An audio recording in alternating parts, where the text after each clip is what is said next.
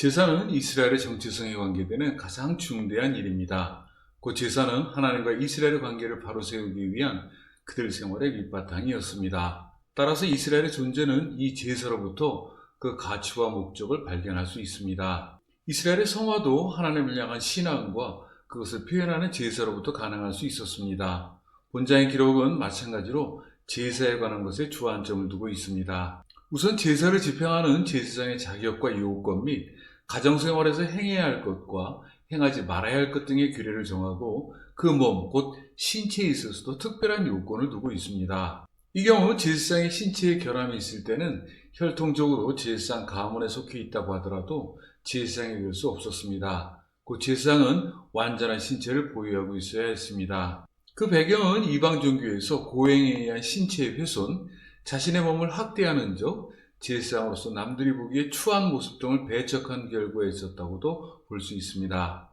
여기서 이스라엘의 종교적 건전성을 엿볼 수 있습니다. 한편 제사장은 예물을 취할 수 있었습니다. 그러나 하나님께 바쳐진 예물을 먹을 때는 먹을 수 있는 상태에 있어야 했습니다. 곧 드린 예물을 더럽힌다는 것은 하나님의 이름을 더럽히는 것과 동일하게 취급되었기에 이러한 행위는 다름없이 하나님께 대한 죄가 되었습니다.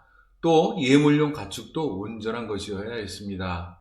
여기서는 특별히 번제와 화목제 중에서 낙헌제에 관하여 기록하고 있습니다. 낙헌제는 하나님의 선하심에 감사하여 자발적으로 즐거운 마음으로 하나님께 예물을 드리는 제사를 말합니다. 이는 화목제에 속하는 제사입니다. 하나님께 감사하는 마음으로 드린다는 점에서는 감사제와 비슷하지만 하나님께 축복을 받았는지 여부와 관계없이 드려진다는 점에서 차이가 있습니다. 또한 낙헌제는 소제와 함께 드릴 수도 있었습니다. 서원제는 하나님께 맹세하거나 이미 맹세했던 약속이나 소원을 이행할 수 있도록 하나님께 도움을 요청하는 제사입니다.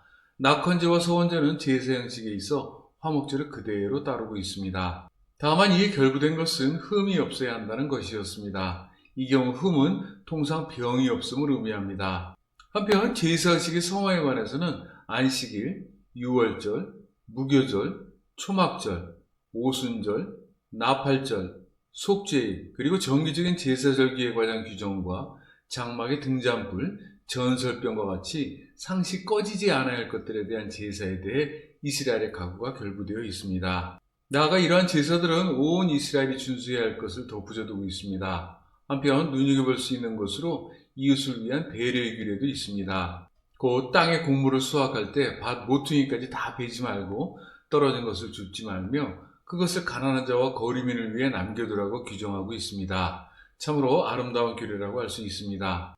본장을 요약하면 우선 하나님의 신성 불가침에 관하여 침범자는 극형에 처해졌습니다. 이스라엘은 그 위에 그들의 정체성을 세우고 있습니다. 곧 제사도 정치도 모두가 하나님의 신성을 목적으로 하는 것에서부터 출발하고 있습니다. 하나님은 사랑의 하나님이시며 심판의 하나님이시며 용서의 하나님이신과 동시에 이후로 예언자들이 대망하고 또 예수님께서 우리에게 일러주신 살아계신 하나님이신 것입니다. 앞선 이스라엘의 성화에서는 도덕과 신앙을 중심으로 성화를 기술하고 여기서는 사회관계, 경제관계에 관한 성화를 다루고 있습니다. 이스라엘에게 신앙은 사적인 문제가 아니라 이스라엘 존립의 기초이자 뼈대였습니다. 곧 사회적, 경제적인 관계를 맺기 위한 근거가 되는 것입니다.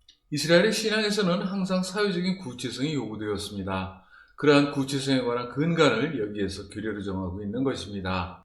첫 번째로 안식년의 규정은 농지경작에 있어서는 7년에 한 번씩 휴경을 명하고 있습니다. 곧 모든 농지에 대해 휴경을 절대적으로 명하고 있어 신앙적인 면에서는 안식일에 그것을 그대로 계수하고 있습니다. 결국 7년 만의 휴경은 모든 것을 창조하시는 하나님 앞에서 지켜야만 했던 신앙으로서 이는 고스란히 제사의 규례로 승화된 것입니다. 지금 우리가 보기에도 휴경으로부터 땅은 자연의 분해로부터 양분을 보충해 또다시 지력을 보충하는 과정을 거치게 된다는 시각에서 그 유용성을 확보할 수 있습니다. 두 번째로 소위 요벨의 해, 곧 희년에 관한 규정입니다. 여기서 요벨은 순양의 뿔을 의미합니다. 이러한 명칭이 붙게 된 이유는 이해가 되면 나팔을 불며 희년을 선포했기 때문인데 그 순양의 뿔을 나팔로 보았기 때문입니다. 희년은 안식년이 7번이 지난 50년마다 돌아오는 해로서 희년은 당해 속죄일에 선포되었습니다.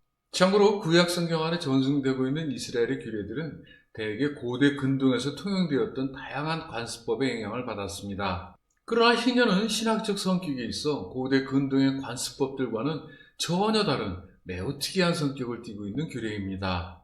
곧 희년에 이루어지는 땅과 집의 회복, 노예 해방, 채무 면제 등에 대한 요구는 근동에서 쉽게 찾아볼 수 있으나 이러한 사회개혁 요구를 항상 주기적으로 제도화하고자 했던 것은 오로지 희년제도뿐입니다. 여기서는 이러한 희년의 규례를 정하고 있습니다. 기록에 비추어 희년의 행사로서 토지의 자유를 선포하는 밝고도 즐거운 나팔소리와 함께 이스라엘의 속죄일을 같은 날 동시에 덧붙이고 있음을 볼 때 사뭇 이해하기가 어렵습니다. 그러한 까닭에 혹자는 기록과는 다르게 이를 인력상 재편해야 한다고 주장하고도 있습니다. 그러나 진정한 자유와 석방, 죄와 윤리 지배로부터의 해방, 죽음으로부터의 해방은 예수님으로 말미암아 온전히 이루어졌다는 의미를 바로 새길 경우 요벨에 있는 기록과도 같이 그대로 두어도 무방할 것 같습니다. 곧 요벨의 해를 죄와 그로부터의 해방의 날로 보아도 무방하다는 이야기입니다. 그러기에 본장에서 일컫고 있는 희년의 행사는 다름없이 그대로 개최되었을 것이라고 생각합니다. 세 번째로 물적 관계의 회복에 관한 규정입니다. 이스라엘은 토지의 소유권은 모두 하나님께 있고 사람에게는 있지 않다고 믿고 있었습니다. 그 사람은 다만 토지에서 나는 소산물을 수확할 수 있는 권리만을 부여받은 것으로 인식하고 있었습니다. 따라서 수확권은 요벨에는 다시 회복할 수 있었습니다. 그 밖에 것으로서 이자 문제, 노예 문제 등은 그간의 동서고금을 통해 수없이 형태를 달리하고 되풀이되어 온 최대의 사회 문제로 취급할 수 있습니다. 여기에 레위기에서는 이 같은 문제를 다루며 있어 하나님을 두려워하라고 말하고 있습니다. 우리에게 요벨의 날은 이 땅에 예수님께서 오시는 날이 아닐까 싶습니다. 죄와 사망으로부터 해방의 날, 영원한 천국에 이르는 날, 주된 그리스도와 함께 영원히 함께 살 수 있는 그 시작의 날 말입니다. 모두가 참으로 우리에게는 벅찬 소망이 아닐 수 없습니다. 다음 장은 전쟁의 끝맺음 기록이라고 할 수 있습니다. 또 성별법전 전체의 끝맺음이기도 합니다.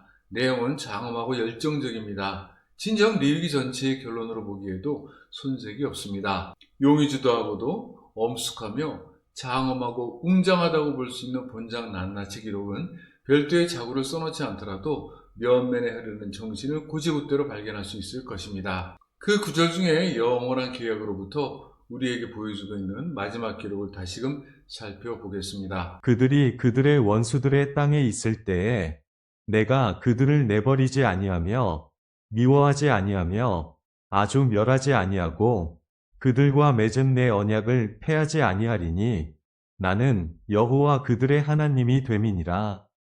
이것은 여호와께서 시내산에서 자기와 이스라엘 자손 사이에 모세를 통하여 세우신 규례와 법도와 율법이니라.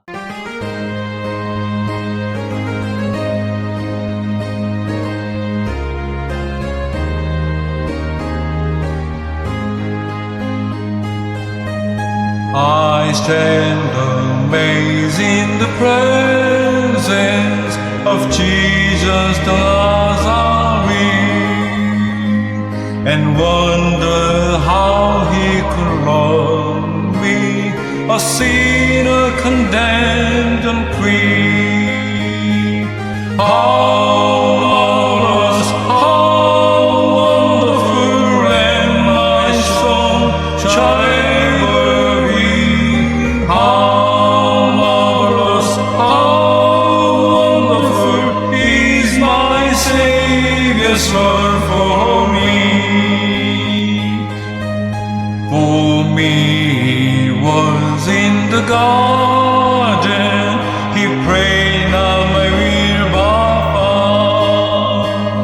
He had no tears for his own grief, but sweat drops of blood from mine. How marvelous, how wonderful, and my soul shall ever be. How marvelous, how wonderful is my Savior's love for me. He took my sins and my sorrows, he made them his very own. He bore the burden to Calvary, and suffered and died alone. How marvelous, how wonderful, and my soul shall ever be. How marvelous, how wonderful is my Savior's love for me. When returned, ransomed in glory, His face I at last shall see. 'Twill be my joy through the ages to sing of His love for me. How marvelous, how wonderful, and my soul shall